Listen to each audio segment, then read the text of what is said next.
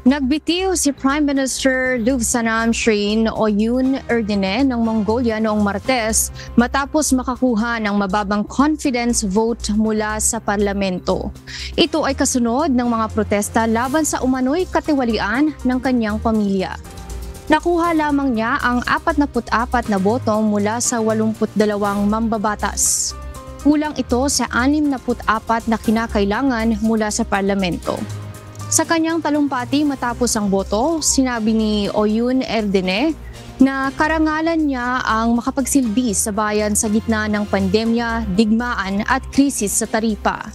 Mananatili siya bilang caretaker prime minister habang naghihintay ng kapalit sa loob ng 30 araw.